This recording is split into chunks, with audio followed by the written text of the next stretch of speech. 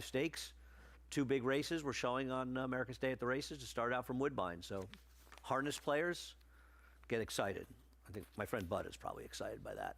1 to 6:30 today, covering all 11 races on FS2. Race number 1. We'll take a look at Fruitian, the horse that you and I both picked on top in this race, and is now 1 to 9. Probably be a little higher than 1 to 9.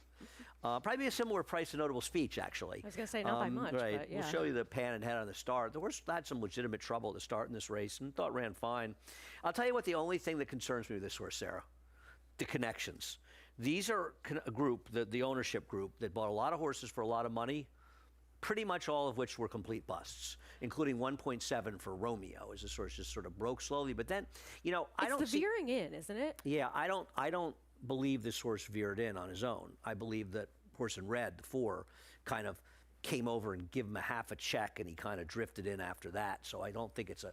So for me, it's not a concern for me. You may feel differently, and I don't know. I'm just not trying to beat this horse, but who knows? I mean, in this field, I just could not come up with a viable enough case for someone to be a logical alternative to this horse who, yes, he's going to be an extremely short price. I agree that he probably won't be quite as low as 1 to 9. But Todd Pletcher has a low ROI with these types of horses, but they... What type of horse is that? Horses that are 2-year-old second-time starters in dirt sprints over the past 5 years. It's $1.06, but he is 4 for 18, 72% in the money. So this is that kind of horse that sort of fits the bill to be one of the ones that wins for me and contributing to the lower. Yeah, I don't know anything about the firsters, I guess, with Hurricane Kaz second. I'm always interested in these horses for Nitro Sinophius, who comes here. But I agree. It just, I mean, listen, maybe a first-time starter, maybe the Joe Sharp horse will get bet.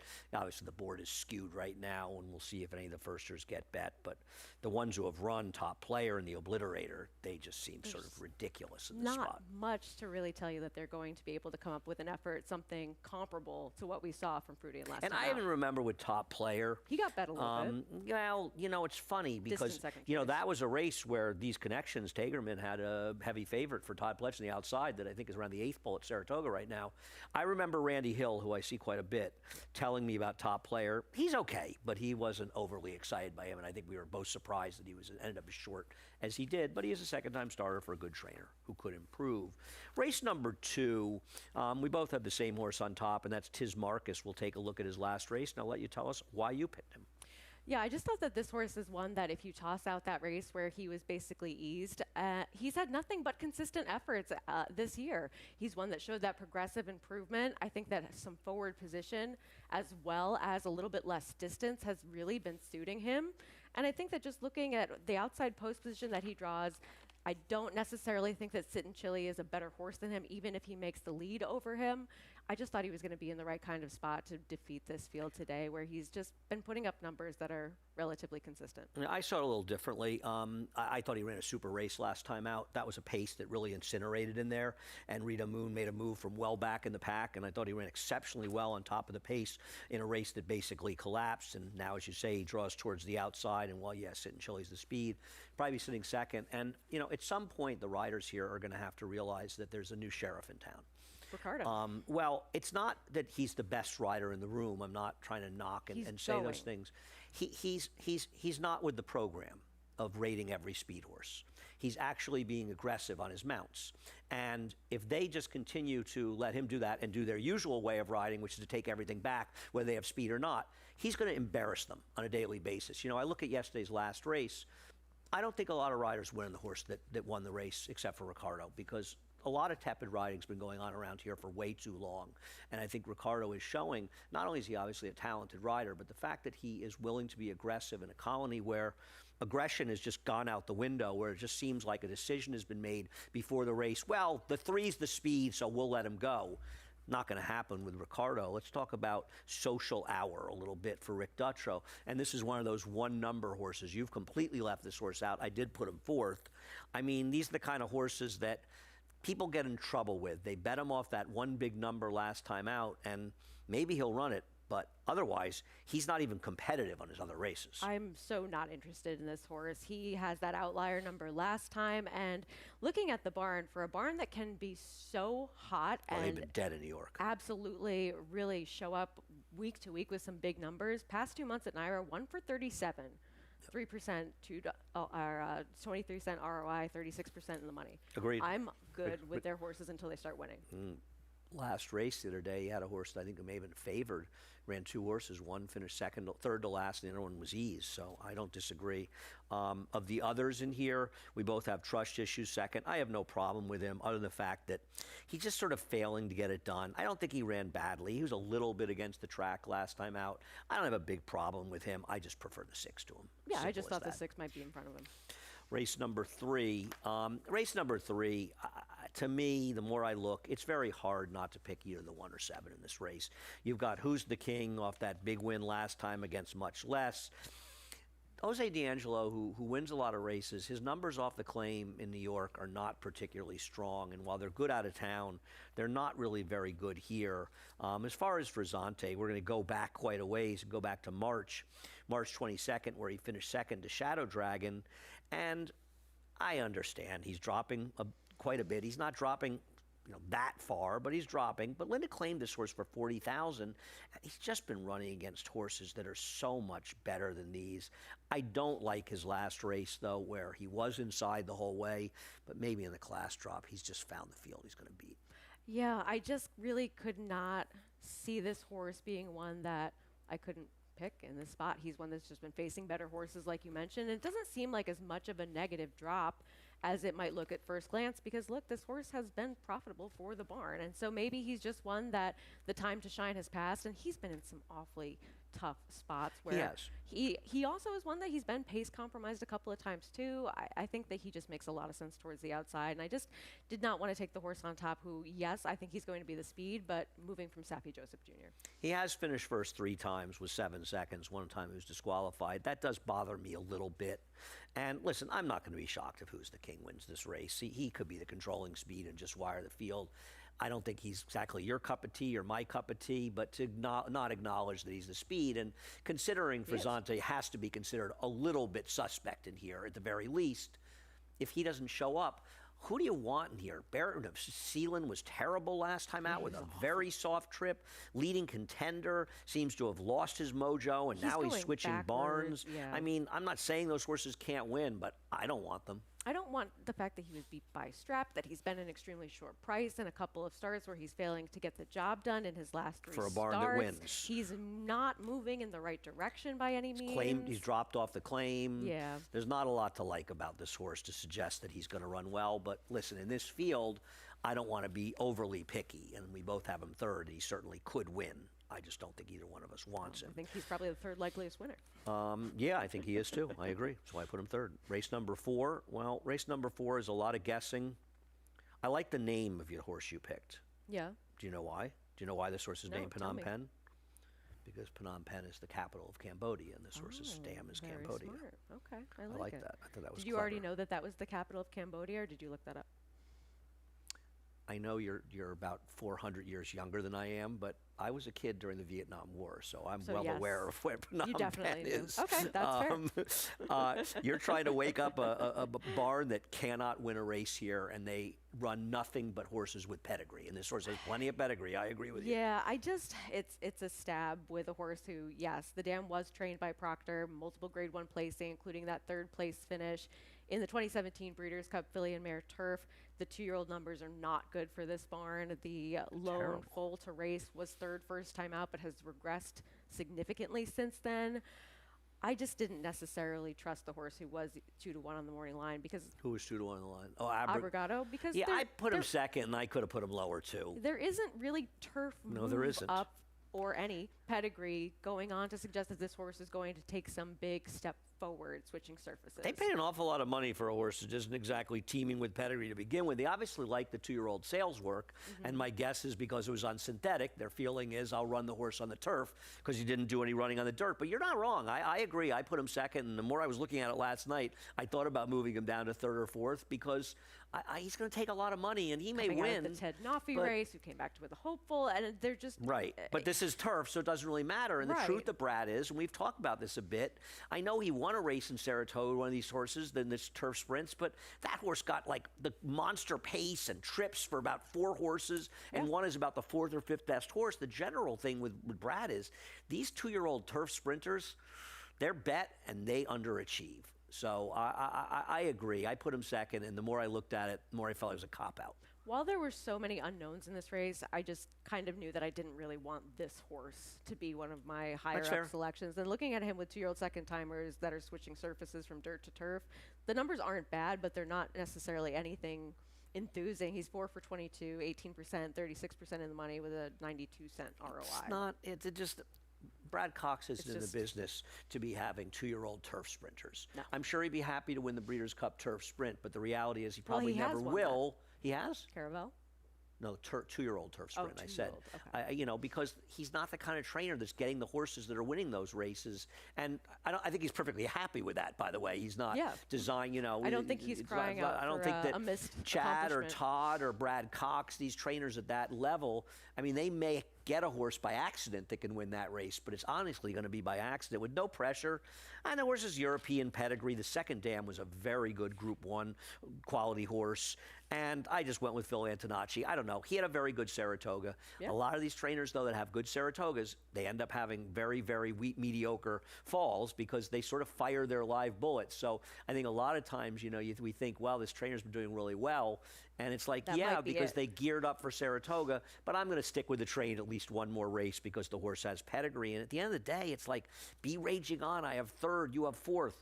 I mean, this horse is only going to win the race when nobody else does any running. Right, when none of the first-time starters can run, this horse was okay, but nothing spectacular by any means, I guess, having that experience edge. But this late in the year, it doesn't speak out to me quite as much as it does when we first get going with the 2-year-olds. There's a little pedigree with Expressway, the horse you have second. I don't know. It's a homebred for Arthur Hancock Stone Farm.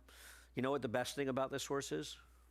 He wears Sunday Silence's silks. Oh, very nice. Yes. I'm the only person that, Tony has them up in his office, and I'm the only person.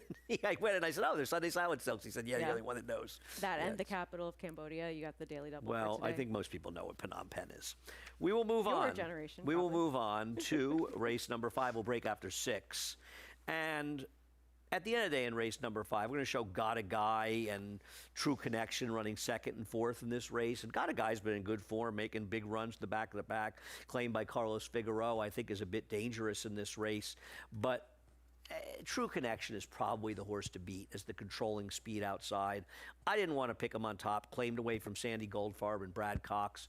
But I do think he's horse to beat outside. But I think it's important to note with him, he's a career loser that only won when he was finally switched to Brad Cox. And I just kind of wonder if he's still kind of a career loser, even though I do think he's the horse to beat. Yeah, it was tough for me to go ahead and put him over a horse like Got a Guy who has defeated him in the past 2 starts, when True Connection is one that took so long to finally break his maiden. And yes, it was a wet track. He's run well on a fast track too, but I just didn't really see enough to tell me that this horse was going to be one that is able to sustain his kind of early positioning today, especially with a horse like the number 5, who I think they need to go with Brave Bear stretching out in distance. Sure, I agree. But I think he'll be stalking outside of him. I think he'll be in a good spot tactically in a race without a lot of speed, and I picked a deep closer.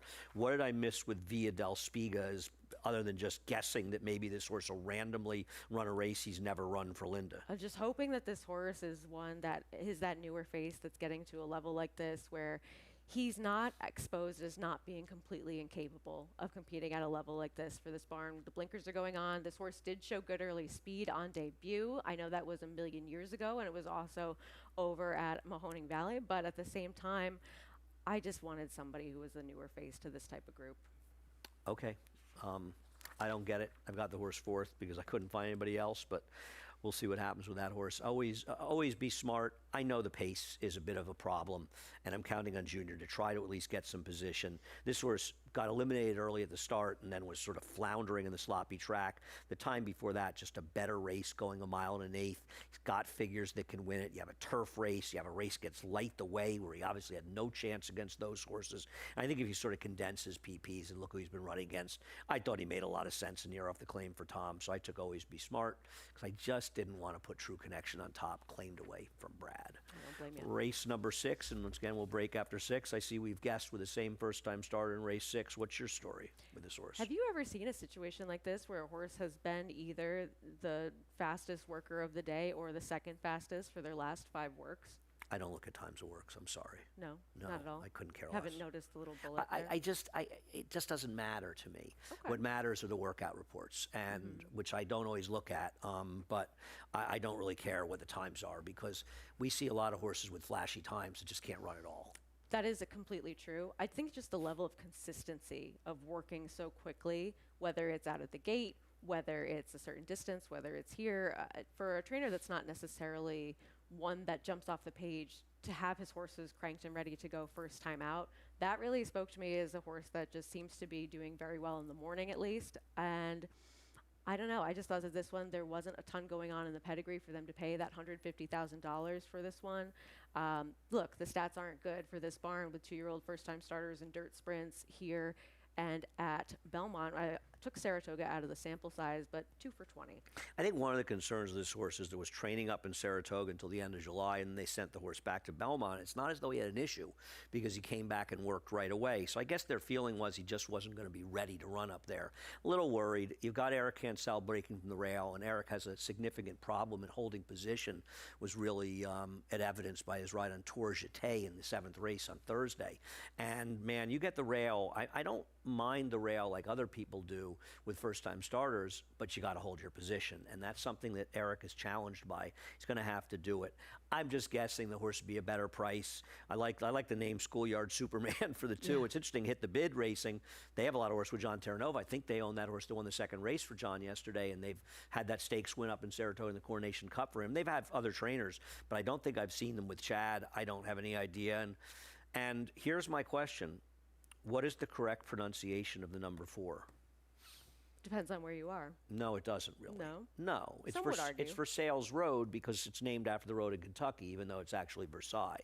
But it is kind of funny. I laughed. Yeah. So the question is, does Todd still have 2-year-olds that can run? I don't know. Left. But yeah. he certainly had a tremendous summer with those ones in Saratoga. Yeah, I mean, remains to be seen. This one is one that, look, the dam won her first 2 starts, so there is that precocity there. The first one was a turf sprint and then an off-the-turf race, and then won a synthetic stakes, so there's versatility as well. The lone half-sibling ran second first time out. That was a turf sprint with an 85 buyer. It is more turfy, I agree. That bothered me a little bit. But also, then just looking at Todd Pletcher having the confidence to put this one in this spot when he could be running this horse on the turf instead, maybe feeling as though this one could handle it. No, I agree. No, I agree. And obviously, it's not that big a concern. What's the credit history story?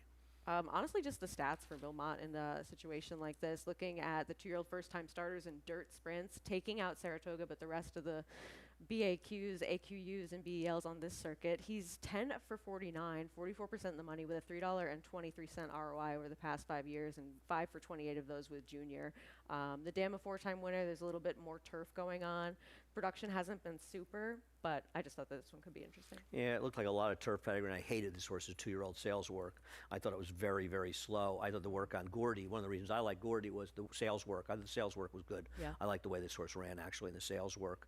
And Dream Machine, the 2nd dam, was a horse people may remember, named Catch Me If You Can, that Wayne Lucas trained, that won over $400,000 and ran a 103 buyer. She was pretty good, though this dam has not been a particularly good producer. That's the first 6. We'll be back with the late pick 5 after a quick break.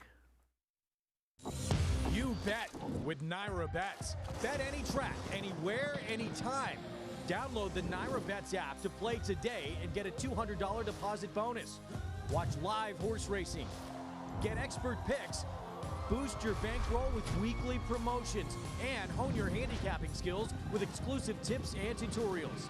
Download the Naira Bets app now. Sign up now to claim your $200 deposit match bonus. You bet with Naira Bets.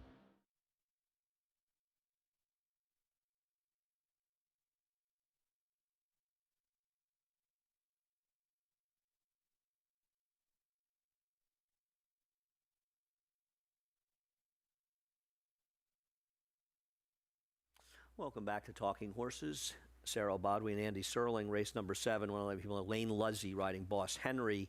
and Katie Davis riding Golden Rule as Mika Husband's not riding here, and Eric was on Golfy, who got in off the also eligibles. We'll start with the 12 Noble Dynasty, and I thought this horse ran very well, and I know the race didn't come up super fast from a figure standpoint. I don't worry about those things. They love this Teddy's Rocket, who's going to contest the summer a little bit later today at Woodbine, a fake grade 1 up there, but pretty strong field. He may be pretty good, and I thought this horse ran very, very well, and I just don't have any reason I want to try to beat this horse. I think he's a stakes horse. Yeah, I think that this horse absolutely could be a stakes horse. Ran a winning effort, really trying to level out and catch the horse that we're going to see later on, who, look, they really thought highly of. The only thing is the post for me to possibly put this horse in second. Yeah, I get you. I get it. Yeah. You know, Junior will probably get position, but it's not a great post. So here's British Invasion. Why is he going to beat this horse?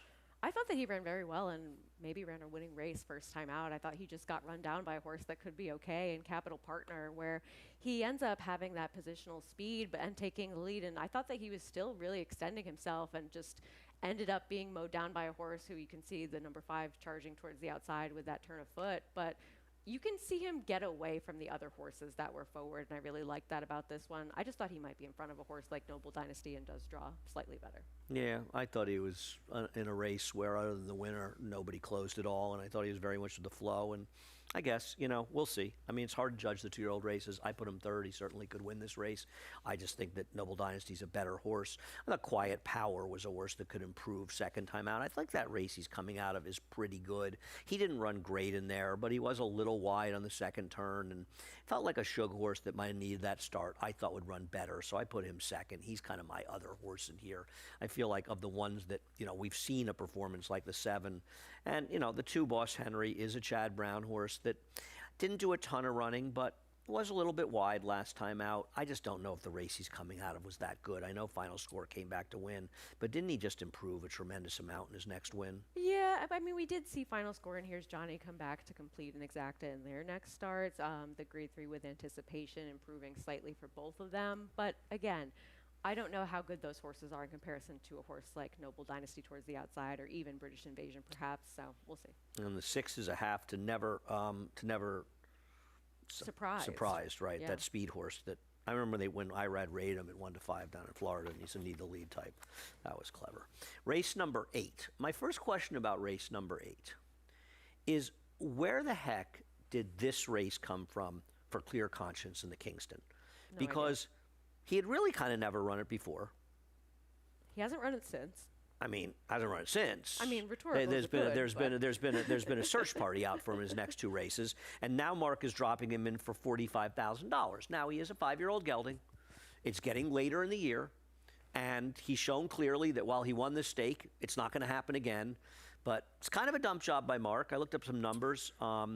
First time for a tag, non-maidens turf route, 6 for 45 for Mark Cassie, $1.26 ROI, 3-1 or less. Now I'm not saying this horse has to be 3-1 or less, but he's 2 for 5 with a 96-cent ROI. It just feels like, I mean, I've got him second, you've got him second, but I got to tell you, I am concerned. The one thing he has that the horses that you and I have first and third is he has a better post. He does. And I will say, at least before that Kingston, this is the level that he was running at. So it's not as though this is some sort of magnificent drop in some way. He was already showing up at this type of level. But he's been terrible. And Rhetorical is a really good horse that he was running into over those last 2 But he didn't do any running.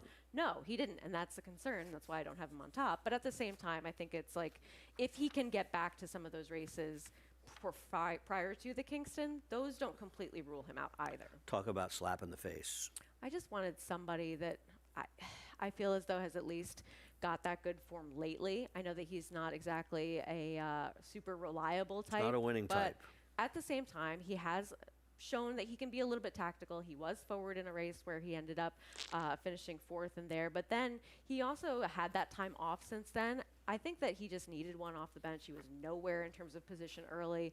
I thought that he at least showed that he can run a little bit still in that last start to finish second, getting back in against State Bred Company and defeating a couple of these. And stumbled break, yes, but no, I don't really think it was very significant. No, he did not stumble at the start. I think that is an absolutely ridiculous, irresponsible comment. I watched it 3 times before I came up here and said that's a load of crap. Would you say it was a slight that he bobble? stumbled. I don't know what he did. Maybe he farted coming out of the gate. I don't know, but he did not Took stumble. a pause, yeah. I mean, come on.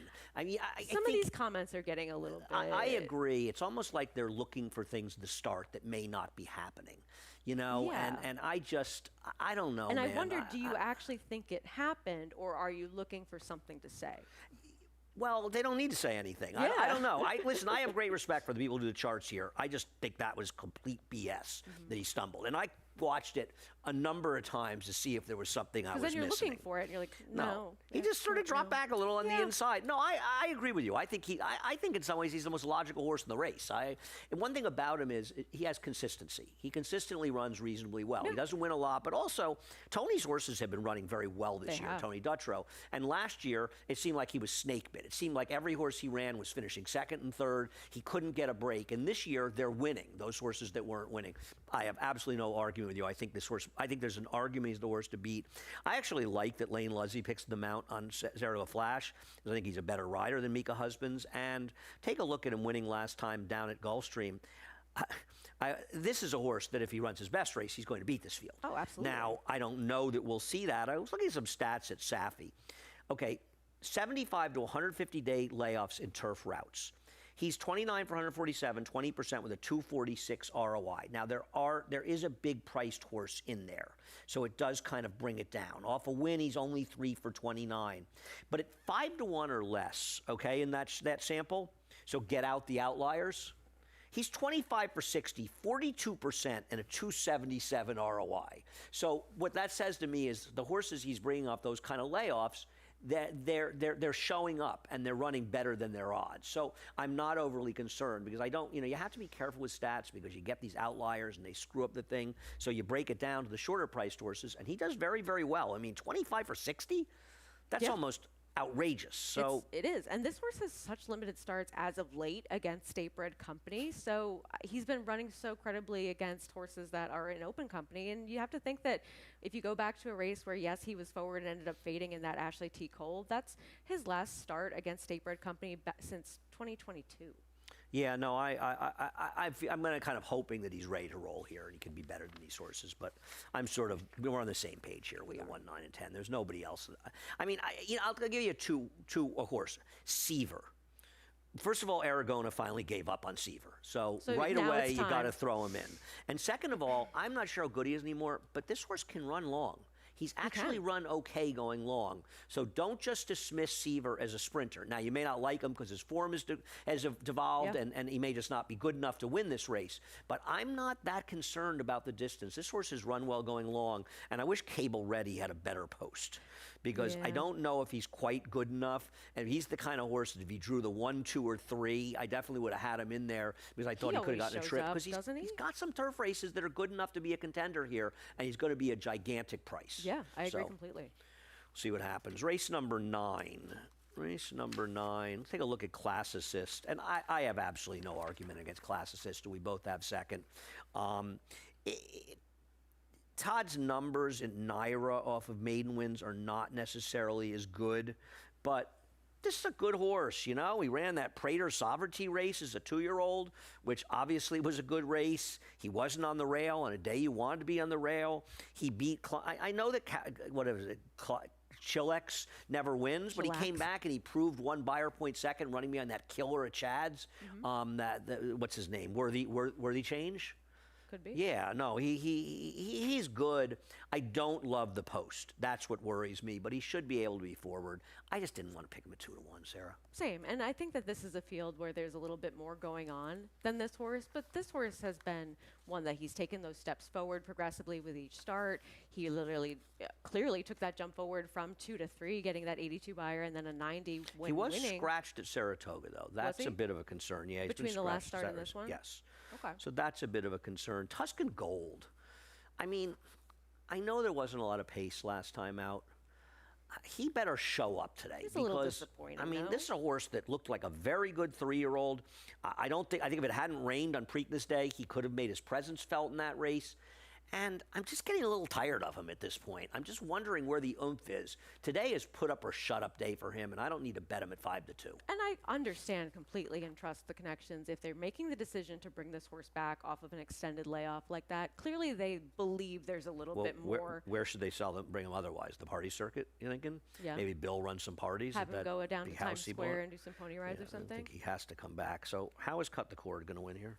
I just love the versatility that he showed last time as a horse who had shown more one dimension, really, in some of his races of being forwardly placed, not necessarily needing the lead, but needing to be right up there and on the pace. Last time, how did he close and get that win where we'd never really seen that kind of performance from him before? I think that was a better than it looks type of field. I thought that he showed that new dimension. And really, he's a horse that I feel as though if you take out the wet track race, his races so far this year, when he hasn't won, he's been a little bit unlucky and it's made sense. And when he's run well, he's run well. Okay. If he wins, I tip my hat to you. I don't see him at all. It's also a barn that's gone very, very cold. And, you know, like a lot of barns, especially claiming barns, I want to wait to see them start winning some races. But we'll see. He'll be a big price, and as is my horse with Waitlist. And I felt like with Waitlist, he was a good horse to pick because either Linda would scratch him because she thought he was in too tough, or she'd want to be aggressive. And when she's aggressive, she's usually right. I don't normally go to these things, but I wonder if this is a horse that might be a little bit better at Aqueduct than he is at Saratoga. And, you know, what was he going to do against Strategic Focus and Maurchuck? And then he's in that race behind Stars and Stripes. I don't think he ran that badly in those races. Either. And he has go-back races when you get back to Aqueduct that are fast enough to win. He's going to be a big price in here. I do think Classicist is the horse to beat. I won't be surprised when Tuscan Gold runs well. I hope he does run well, but nobody else scares me besides those two in this race. Like, they can bet Valentinian. What am I supposed to like about this horse? His pedigree, don't you know?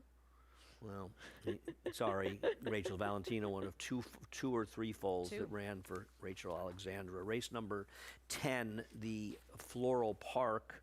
You've got a couple of Clement horses, and I want to start with Don't Look Back at All, and we'll start with a start, even though there was some bad decisions made at some points during the meet to actually not show the pan of starts of 5 furlong races, so you don't really know how much trouble this horse had at the start. But I think it's fair to say she broke a length to a length and a half slow.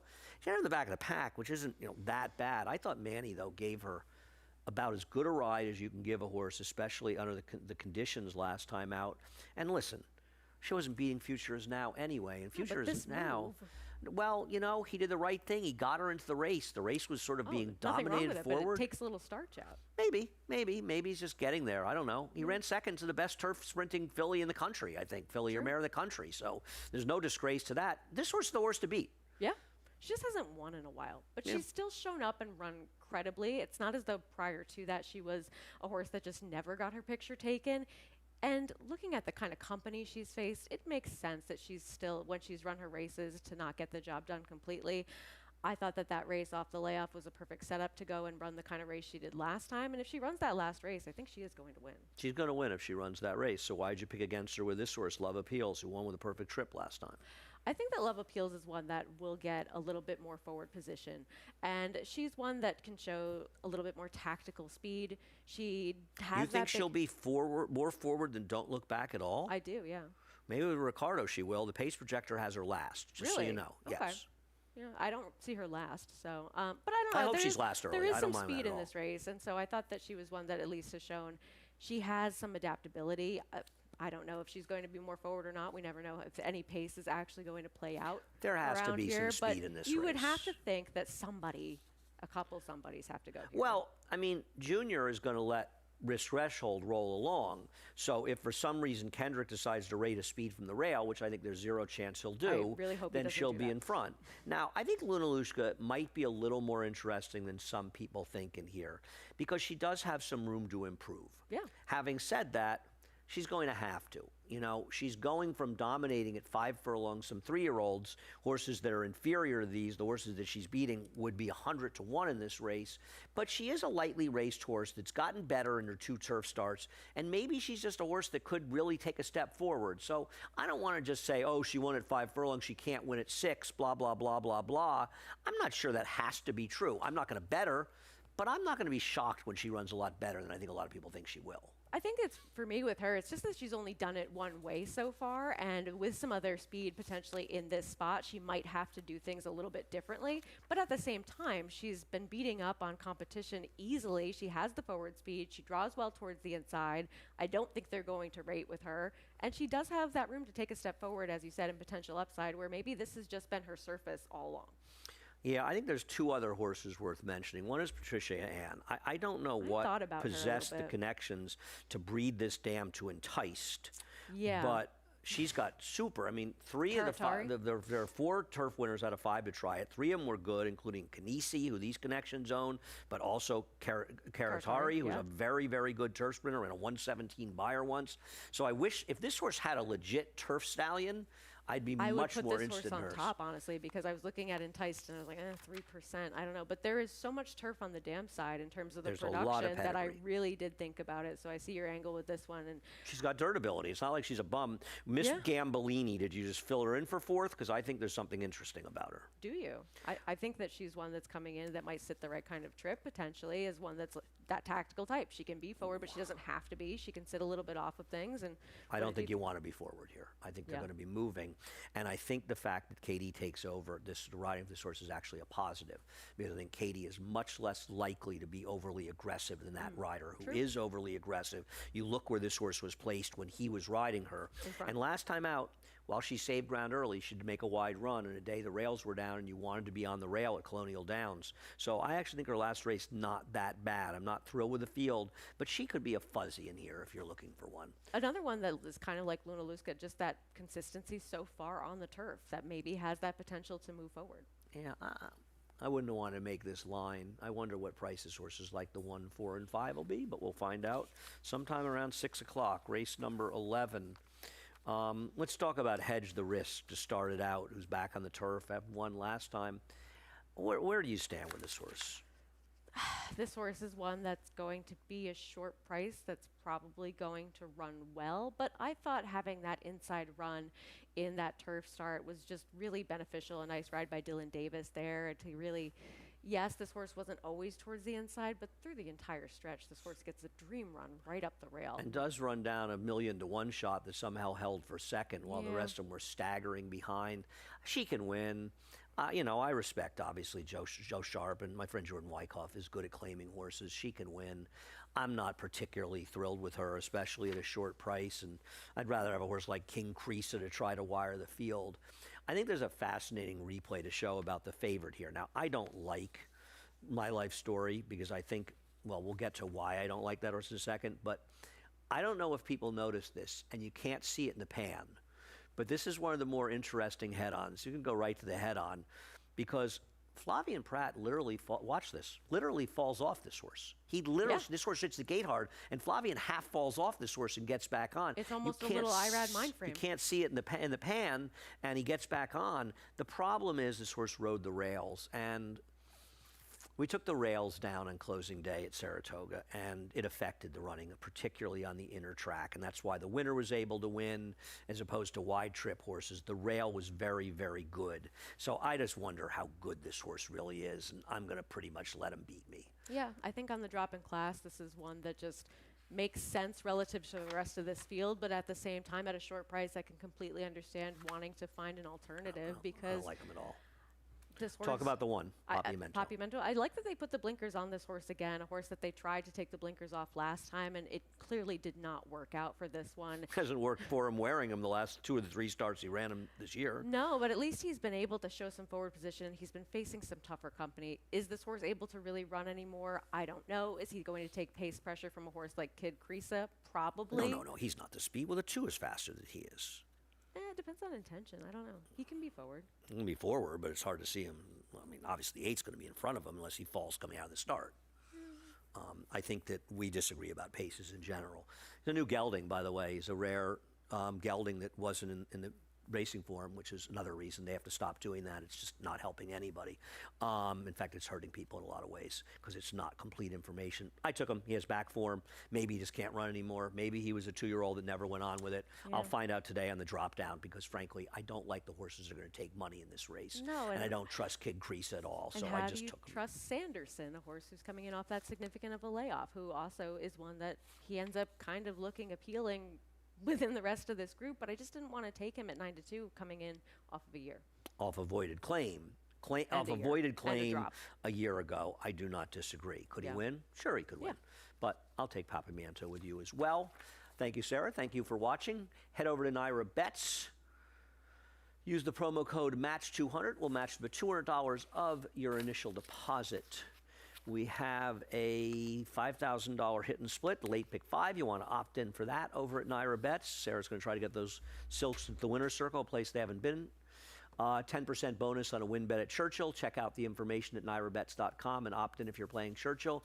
Opt in for this one too. 50 to win on the Woodbine Mile, and you get 20 for the Breeders' Cup. You can turn the 2 or 3 to 5 notable speech into almost an even money shot. Not the worst value ever. Cross country big 5. If you like harness, today is the day for you. 2 big races at Yonkers. We'll be showing them on America's Day at the races, along with 2 stakes at Woodbine and a race here.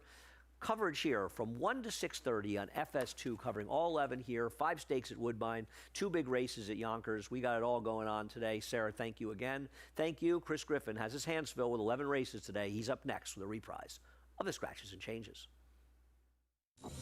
You bet with Naira Bets. Bet any track, anywhere, anytime.